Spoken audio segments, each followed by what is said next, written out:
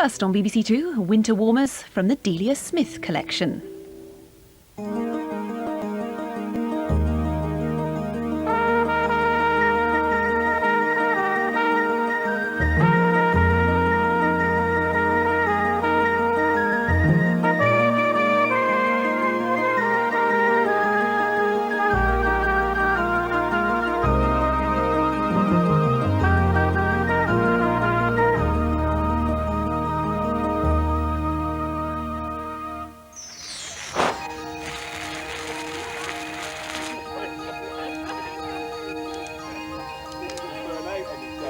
Well, now we're into the season of bonfires and the hallowed eve of All Saints. So that means fun and chill on the outside, and then afterwards, some warm soups and hot suppers inside. Well, one thing that Halloween and bonfire night heralds is the arrival of this beautiful creature here, the pumpkin. Pumpkins will now be in season up until Thanksgiving Day, and I want to show you a recipe for making pumpkin soup. Now, pumpkin doesn't have a lot of flavour of its own, but if it's made into a soup, the texture is really velvety and lovely, and it makes a wonderful soup. Now, what you do with the pumpkin is you treat it exactly the same as a melon, and you cut it up like a melon, and then, just like a melon, you take the seeds out, scrape them off into a bowl, and then your pieces of pumpkin are all ready to go into the oven and be roasted. Now, to roast them in the oven, you need a blast of high temperature. So you preheat the oven to its very highest setting. Now that means you've got to have this, which is a really solid roasting tray, because cheaper roasting trays just buckle in the high heat. So there we are, we're going to put the pumpkin onto the roasting tray in a little assembly line like that. And then, before it goes into the oven, it just needs a little bit of seasoning of salt and pepper. And then we're just going to brush it with the merest trace of oil. And you need to have a flavourless oil for this, so I'm using ground nut oil, or that's sometimes called peanut oil, which doesn't have any flavour, but helps to give it that nice sort of charred, crusty texture that we're looking for, which does enhance the flavour of the pumpkin. Now that goes into your very high, hot oven, and you leave it there for about 25 minutes to roast until the pumpkin becomes tender. Right, now while the pumpkin is roasting, you start to make the soup in a large cooking pot like this. Start off with a large onion, chopped, as you can see, fairly small, and brown it in 1 ounce of butter over a high heat to get it nice and golden. Then turn the heat down to low and let the onion just sweat very gently for about 20 minutes and just mellow down and release all its lovely oniony juices. Then we're going to add 3/4 of a pint of whole milk, 1.5 pints of vegetable stock, or any stock you like. You then bring it up to a gentle simmer, and then you add the roasted pumpkin. And what happens to the pumpkin is that it comes out of the oven. When it comes out of the oven, it sort of looks rather like this. The little gondolas have got nice and charred around the edges. And the skin comes off the pumpkin quite easily because the pumpkin's soft. Now when you're roasting it and you want to know if it's cooked or not, just stick a skewer into it. And if it feels nice and tender, then the pumpkin is cooked. Then just chunk it up, as I've done here. And the pumpkin is now ready to join the rest of the soup over here, which is just coming up to simmering point. So in it goes. Stand well back because of splashes. Give it a good stir, and I think we'll have just a little bit more seasoning of salt and pepper. We can do a bit of tasting later. And I think one very subtle addition that's very nice is this, which is whole nutmeg. Grate it yourself, just a few scrapings like that. That'll now come back to simmering point, and it'll take about 15 to 20 minutes to be ready to then be pureed. Right, here's the finished soup, which has been liquidized, but I've also quickly passed it through a sieve because pumpkin does have a few fibrous bits, and now you can see how lovely and smooth and velvety it is. But what I haven't told you that this isn't just roasted pumpkin soup, it's roasted pumpkin soup with melting cheese.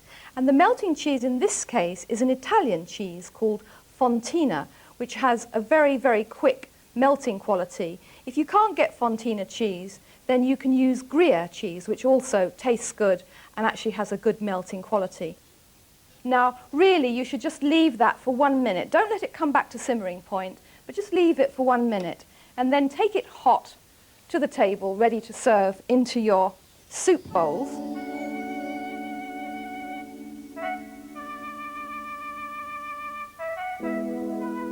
Then, as a finishing touch, add a swirl of creme fraiche, or it could be double cream, and a sprinkling of grated fontina or Gruyere. And that's it, roasted pumpkin soup with melting cheese.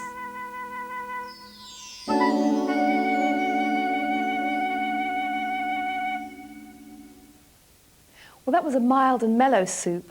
Now I want to show you, by way of contrast, something spicy and hot. This is Libyan soup with couscous. First, brown 6 ounces of finely chopped raw lamb in a tablespoon of hot oil.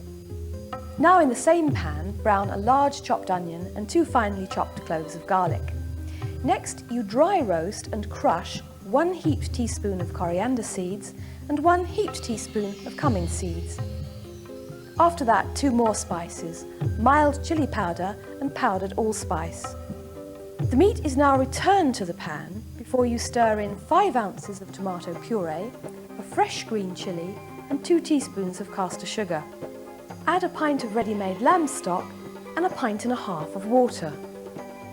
Next, 4 ounces of chickpeas. These have been soaked overnight in cold water and then drained. Stir the soup now and let it simmer very gently with a lid on for about an hour. Then, just before serving, add 2 ounces of couscous, a tablespoon of chopped parsley, the same of chopped mint, and leave it to stand for 3 minutes. Serve with a lemon wedge for each person to squeeze into the soup and some warm pita bread to go with it. Well, now I want to show you a real star of a soup. This is black bean soup, and it's going to be served with a black bean salsa, which is nice to have this sort of combination of really hot but something chilled to go with it. Well, we're going to start by making the soup. In my pot here, I've got 2 tablespoons of olive oil. They've just been brought up to heat. And now I'm going to add pancetta. And this is Italian cured bacon. Now, pancetta comes, as you can see there, in packets, in flat slices. It has quite a lot of fat on it, but you don't have to worry about the fat because the fat renders down during the cooking.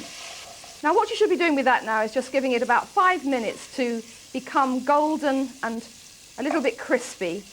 And then, to the soup pot, we're going to add lots of other ingredients. And the first of those ingredients is a large onion, which has been chopped. So that goes in to join the pancetta. Second one is swede, and that's been diced. And then next to the swede there, you can see carrot. So a large onion, 2 ounces of swede, and 2 ounces of carrot. And then we're coming to another ingredient that you might be familiar with if you watch the summer collection, and that is coriander. And what I'm using here are the stalks. And this little heap here is a clove of garlic, which has been, a nice fat clove of garlic, which has been previously crushed. Now just turn those vegetables around in the juices, keep the heat low, and then the principle of soup making is always to draw out all the flavours and all the juices. So what we're going to do is just put a lid on and leave that to just sweat and release all the juices for about 10 minutes. Now, while that's happening, I just want to talk to you about black beans, because they're the star of the soup, really. And the good thing about them is they don't have a great deal of flavour of their own, but what they are good at is absorbing other flavours. Now, to deal with those, what you need to do is put a little note on the fridge and remind yourself to soak them overnight, because that's the easiest thing to do, is just cover them with twice their volume of water, soak them overnight, and then the next day they look like this. They're sort of swollen up, and then they're ready to make the soup. Now, if you forget to do that, you can bring them up to the boil and boil them for 10 minutes and leave them for 3 hours. So if you do forget the note on the fridge, you know, all isn't lost. Now, after 10 minutes, you take the lid off the saucepan and you add the soaked and drained beans. So we'll do that now. In they go.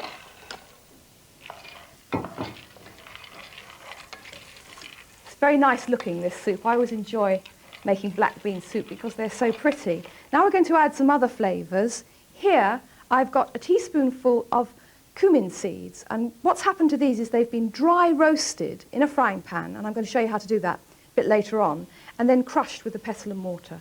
And then the final ingredient is this, to give it a little bit of a kick, which is Tabasco sauce, and you need a teaspoonful of Tabasco sauce, which comes out of the bottle quite slowly and wisely, because if you add too much, it blows your socks off. There we go. Teaspoonful of Tabasco sauce, and stir all that in. And I have to remind you that when you're using dried pulses that have been soaked, don't put any salt in at this stage. You salt soup made with beans and lentils at the end, because salt tends to draw out moisture, and what we're trying to do is get moisture into them. Final ingredient is stock, and I've got 2 pints here of chicken stock, or it can be vegetable stock, or any stock you like. And nowadays, if you don't have time to make stock, it's quite easy now to buy even fresh stock in little tubs in the supermarket. Give that a stir, bring it up to a gentle simmer, leave the heat as low as possible, put a lid on, and leave it to cook for 1.5 hours. To make the salsa, first place 3 tablespoons of the cooked beans into a serving bowl. Add a skinned and de-seeded finely chopped tomato, a fat green chilli, de-seeded and chopped, and a finely chopped red onion. Now some fresh coriander leaves, 1 tablespoon of extra virgin olive oil, and the juice of half a lime. Taste it now, add some seasoning, then mix it well and leave it aside for an hour for the flavours to develop. Then what happens to this soup is it gets whizzed to a puree, and what you end up with is this lovely, soft, smooth, creamy textured soup. And as a contrast with the hot soup, we're just going to put a swirl of creme fraiche in, and then top that with the black bean salsa. Well, all I can say is I just can't wait for you to taste that. You're going to love it. And now I'd like to introduce you to the complete winter soup collection. Beetroot, well, you either love it or hate it, but I bet anyone at all would adore this velvet-textured Polish beetroot soup, served with a garnish of soured cream and grated beetroot. This is chickpea and chilli soup, and this one's served with a garnish of finely shredded red and green chilli and some coriander leaves. These are fried, crisp shavings of parsnip, and they're served as a garnish to this slightly sweet curried parsnip and apple soup. Now you're about to see black bean soup again, but here it is, this time served in the same bowl as another soup, white Tuscan bean soup with a garnish of frizzled shallots and pancetta. This one's a real winter warmer, French onion soup, topped with croutons and melted cheese, and underneath a wonderful mass of slowly cooked caramelised onions. And to finish, a soup with a Scottish influence. This is smoked haddock chowder, and it's served with little poached quail's eggs. Autumn and winter do have a lot of pluses, you know. What you can do is lock yourself into the kitchen and get to work making a preserve, something that will take you all through the winter. So find yourself a little spare time and make a fresh and sun-dried tomato chutney.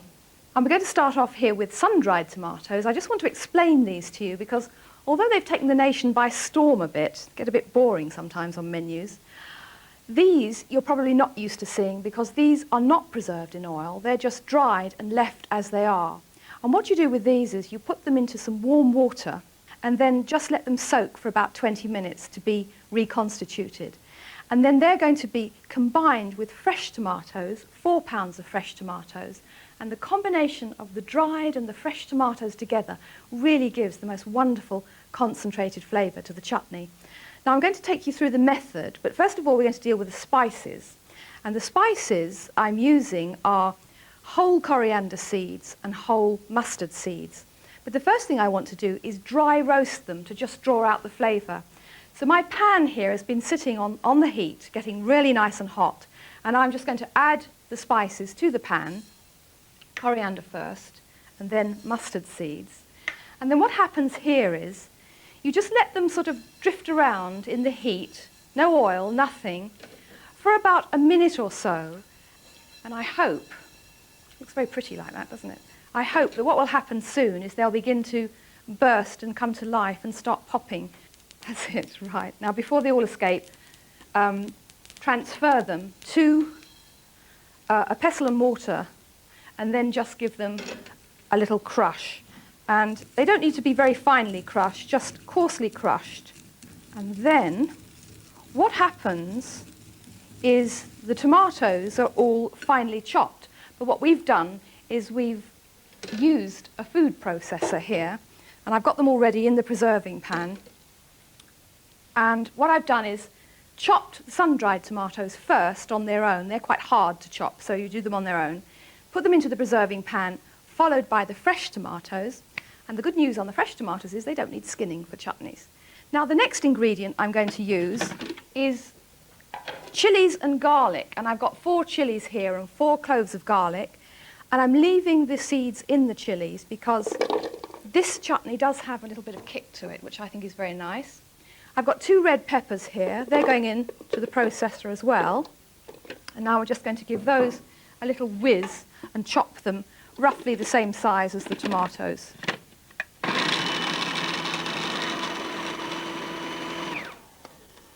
So it doesn't matter if it's grey and dull outside, because you can get all the dazzling colour you want inside if you make some chutney.